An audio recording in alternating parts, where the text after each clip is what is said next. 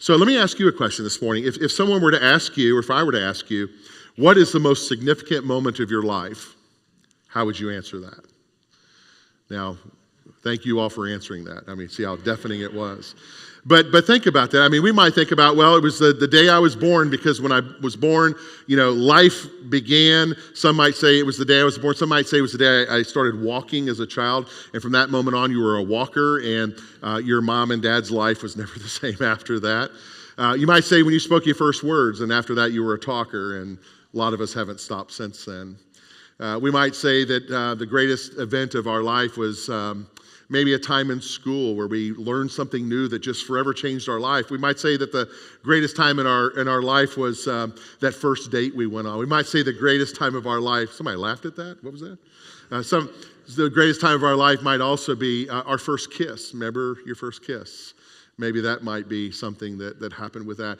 It might be our friendships. It might be those special things that we have. For some of us in the room, the greatest moment of our life that we'll remember the most is when we found out about God. When we realized that even though we're sinners, that we are still a treasure in the eyes of God, and that redemption is possible for who we are. So as we think about those significant events in our lives, and I want to have you tackle that as you go home today and think about what is one of that most memorable time of my life.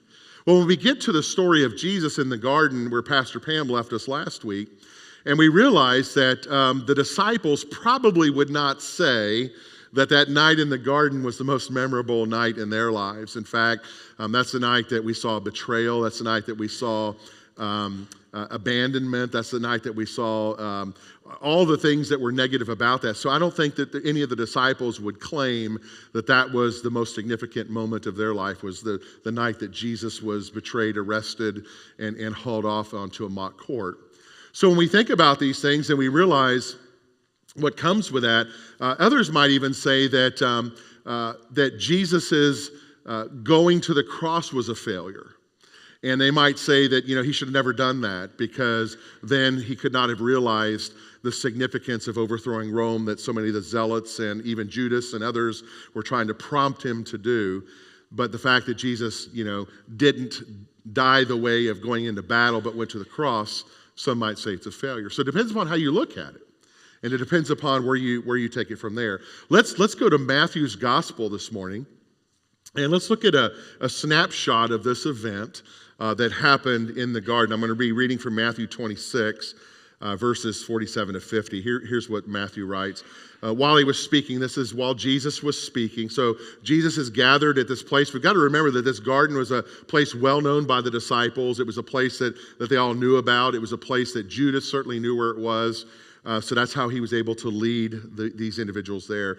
While he was speaking, Judas, one of the 12, arrived, and with him was a large crowd that was armed with swords and clubs. They were sent from the chief priests and the elders of the people. Now the betrayer, which is Judas, the betrayer had arranged a signal with them. The one I kiss is the man. Now, if you've ever watched, any of those movies, we know that a kiss is either something that brings us together and binds us in a powerful way of love, or a kiss can be a symbol of death, like the kiss of death, that I'm marking this individual. And that's what Judas was doing. And he basically said, the man I kiss, arrest him. So going at once to Jesus, Judas said, "Greetings, Rabbi," and he killed him. And I always find it interesting that Judas constantly called Jesus Rabbi. And that whole affinity of Lord and love and agape and those things really weren't in his vocabulary, but he called him Rabbi. It was always this kind of official kind of thing. The intimacy just did not seem to be there. Some wrestle with that and say that this was Judas's way of pushing away of his love from Jesus. So then Jesus replies to that. He says, "Friend, do what you came for." Now, Jesus is being betrayed. He's being sent off to be arrested. And Judas, the one who's doing this, what does Jesus do? Jesus continues to call him part of family. And I think we have to really note that. That's really important here that Jesus said, "Friend, go and do what you have to do." So the men stepped forward. They seized Jesus, as Matthew writes, and they arrested him. Now, a couple things that come to clarity here is Judas is not the one who arrested Jesus, We need to get that straight. A lot of people say, well, Judas is the one who arrested. No, it's not. And, in fact, Judas is the instigator of the arrest. Judas is the one who began the events that was the culmination of the arrest. But Judas's character is quite unique here. Judas is inspiring the anger and angst amongst all the others, getting them to do his dirty deed and getting them to arrest Jesus as he kind of sits on the sideline. Now think about that for a second, because haven't you found yourself at a place, haven't I found myself at a place where we're really like championing our own event, championing our own desire, championing the outcome of something that we want, and we're kind of rousing and carousing people around us to do ultimately what we want done, but yet we don't have the guts to do it ourselves, right? And so we see this is really significant because Judas doesn't have the will in him or the strength or the mano a mano, so to speak, to have it done, but he has to caress and carouse others to do his misguided deed. So unlike Matthew, Mark, and Luke, John tells a little bit different story. Matthew, Mark, and Luke, we call those the Synoptic Gospels because they're all they run very parallel to each other. But they just talk about the large crowds came with Judas. But John says it's a cohort of soldiers, Roman soldiers, so to speak. And so this really builds the impetus of what's going on that night. Instead of just thinking about a crowd of people, what's a crowd? 5 or 6, 10, 12 or whatever. But John says it's a cohort. Now, who are these Roman soldiers? This is the time of the Passover. So Rome has called in many of its soldiers from the surrounding areas into the area of Jerusalem because they do not want an insurrection to happen. They want to safeguard. Pontius Pilate does not want to lose control. He does not want the Jews to uprise against him to overthrow Rome out of that. So every year at Passover, because a million Jews were coming into that area, he did not want to be overwhelmed and overpowered with that, so he would call soldiers in. So a cohort of soldiers, as John says, is at least 600 soldiers. 600 soldiers have been called to go arrest Jesus. And it says not just a cohort of soldiers, but it also says that the temple guard was called in. And the temple guard were the soldiers, so to speak, that protected, or the guard that protected the Sadducees, which was the ruling body, the Pharisees, the religious body, the scribes, and the other religious leaders. So when we look at that, it likely was 1,000 men armed that came to arrest Jesus in the garden. And to put that in perspective, I want you to think about, let's just say that you've committed a crime, and you open the door of your house and the police are saying, we're here to arrest you, and you open the door and there's 1,000 police officers surrounding you. That's what was going on. Now, others would say, well, why those crazy disciples? I mean, we always want to rag on the disciples, don't we? Well, they were cowards and they, and all that. But think about it. 1,000 men with spears, with swords, with shields.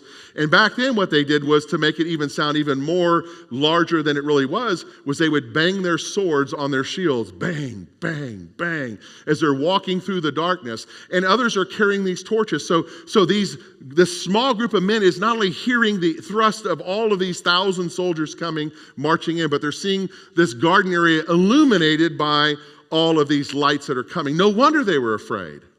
No wonder they were scared. No wonder they didn't know what to do as all that was happening.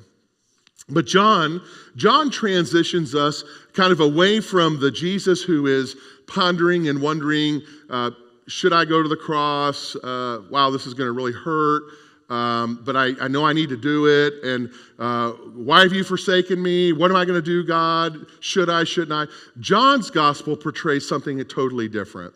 The synoptics, Matthew, Mark, and Luke, they are into the humanity of Jesus. Remember, we believe that Jesus is God in skin. We call that word incarnation. He is perfect, born of deity through the flesh, through the womb of a woman, Mary.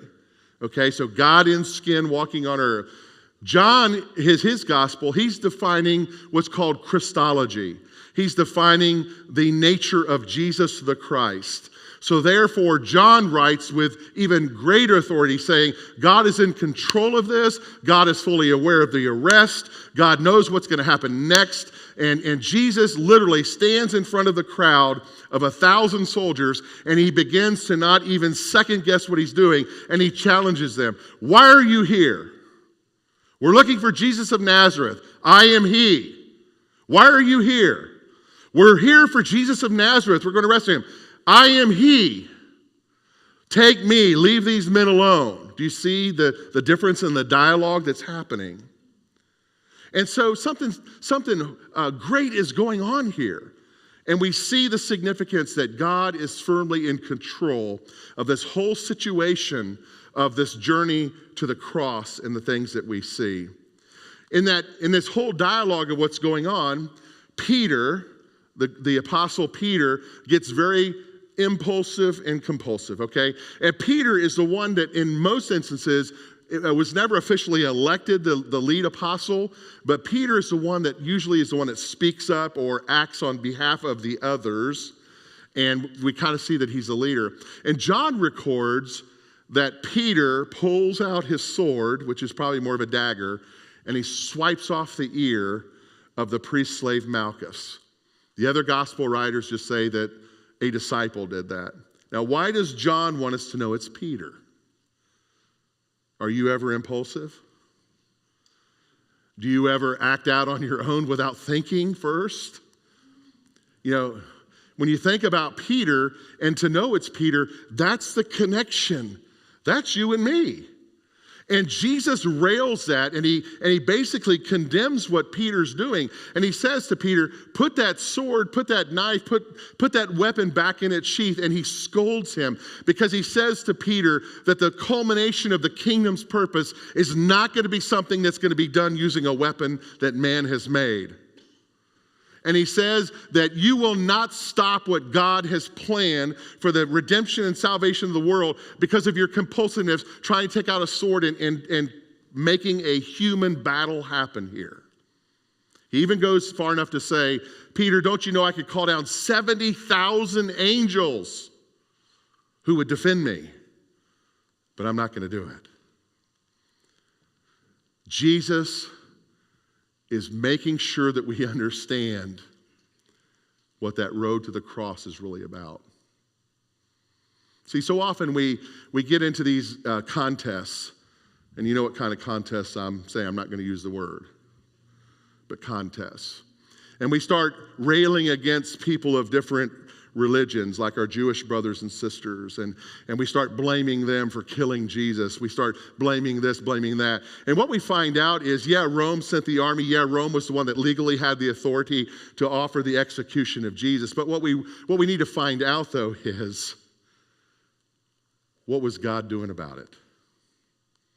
When Jesus looked at the soldiers and he said, what do you want? And they said, we're looking for Jesus of Nazareth. When he said, I am he is speaking in the Greek words. He says basically that he is saying, imago ini, that I am he. And what that translates into is the Hebrew word Yahweh. So when we see the I am statements in John's gospel, Jesus is communicating, I am Yahweh. Yahweh was the sacred name of God that was never to have been spoken. And he's basically saying to the crowds of people that are there, the religious Jewish persons who were there, as well as the Romans, I am he. I am creation itself. I am life itself. I am the one. And we find out that that's when the soldiers, 1,000 soldiers, fall to their knees and fall back. They're not worshiping him. They're afraid. Because they've heard about the power of God. And they're having second thoughts. So Jesus, in doing this, what he's saying to them is, I am he. I have all this power to stop you from doing what you have been sent to do. But here's the twist. He didn't. In fact, he surrenders without any kind of tussle at all. He just walks off with them. And that's why he was mad at Peter. Because he said, I need to show who I am. I am a Prince of Peace. And Jesus makes that journey on the onset. So we wrestle with these things and we begin to call out people. But what we've got to understand is that the moment Jesus surrenders himself without incident, God has made the choice to go to the cross. Nobody forced him. He chose. And we've really got to get that right as Christians. Because so often we're like, well, he was beaten and he had to suffer and all. Yes, all that's true. But we cannot forget that God chose willingly to go to the cross as a demonstration of God's love for all of us. And when we get that right, the cross has a different meaning. It's a more powerful meaning because then it's not an act that someone forced Jesus to do, but it's one that he willingly said, I will do this because of my love and for the salvation of sins of the life of the world. So Jesus was not one who was weak. He was submitting to God's plan. And Paul tried to describe this in Philippians 2, where Paul writes, who being the very nature God, he's talking about Jesus, did not consider equality with God something to be grasped, but made himself nothing, taking the very nature of a servant, being made in human likeness, and being found in appearance as a man, he humbled himself. And he became obedient to death, even death on a cross. The men who arrested Jesus had no power over him at all. Those swords could not have defended. Those swords could not have overwhelmed, could not have overpowered. They only had the power that he was willing to give them over him. And so he gives himself up. He chose to go to the cross. And perhaps Peter, had he not been sleeping when Jesus told him to stay awake when he was praying, maybe Peter would have understood that and would not have ever unsheathed his sword in that moment. So Jesus' final events were built upon obedience. They were built upon passive obedience as well as active obedience. Active obedience means that he knew exactly what the end result would be. He lived a sinless life. He was righteous, and through his righteousness that our sins can be forgiven. The fact that he is perfect, that he becomes the Paschal Lamb for us, that through his sacrifice our sins are forgiven. He became passive in a sense that he knew that once all this happened, that through his obedience and by being totally obedient, the fulfillment of the plan would come. So he says, take this cup. I'm willing. And when he says, I am he says, I'm not going to flee, but I'm going to go with you so that this can be fulfilled. You know, earlier I asked you the question, what was the most memorable moment of your life? And I hope you go home and wrestle with that. And as you're thinking about that, where I want to really get you to this morning is the most memorable moment of your life is not something that happened in your past. Folks, what happened in our past is gone. We can't change it. It's already happened. The outcome is already rolled out. It's done. Some of us will say that the most memorable occasion in my life is the future, the things yet to come. Boy, I can't wait until that happens, because when that comes down the pipeline, boy, am I going to be A, B, and C. If we live in the future or try to strive for the future, and that's all we're striving for, we're going to lose as well, because the future has not yet come. So the greatest moment of our life is the here and the now. It's right now. Take your hand and put it over your heart for a second. Do you feel your heart beating? Do you feel it? It's the here and the now. And as your heart is beating, it's a reminder to you. It's a reminder to me that our greatest moment is this moment right now. It's right now that God is with you. It's right now that you are meeting God in a new way. It's right now that you can choose to give your life to Christ. It's right now that you can say, I want to step away from a sinful life. It's right now that you can say that I want to claim the obedience of the cross. It's right now, it's right now, it's right now. It's not yesterday, it's not tomorrow, it's now. And when Jesus made that effort right then and there to surrender peacefully and to go to the cross, the meaning of the cross totally changed. And that's the event we really need to focus on. Because had he not done that, the cross would mean something totally different. You see, the psalmist writes, "This is the day the Lord has made. Let us rejoice and be glad in it." We also know that the prophet writes in the writings as well that God's mercies never fail because they are new every morning. Paul says, "Be very careful then how you live, not as unwise, but as wise, making the most now of every opportunity that you have." This meal is something that we call a sacrament. And a sacrament in the life of the church is something that we believe that God is a part of. It's in mysterium, something God is doing that we can't really see, but we trust and believe in our faith that God is doing something. So we use bread as a symbol. We use the contents of a cup as a symbol. And we use those symbols to remind us of what Jesus did many, many nights ago when he was in the upper room. And we use that and we call that this sacrament is what we call a means of God's grace. And grace is something that we want more of, right? What is grace? Grace is the undeserved, unmerited, unprocurable love of God. But yet God loves us so much that he gives it to us freely. And therefore we want more of it. So when we come to this table, as we take a piece of bread and as we take the juice that comes with that, we believe that the real presence of Jesus Christ is here. And we believe that in the here and the now, we are as close to Christ as we can ever be. Not what happened in our past, not what we hope that happens in the future, but right here and right now. And whenever we take this sacrament, it reminds us that because Jesus freely went that night in the garden to be arrested, that he has conquered our sin and that we are new creatures.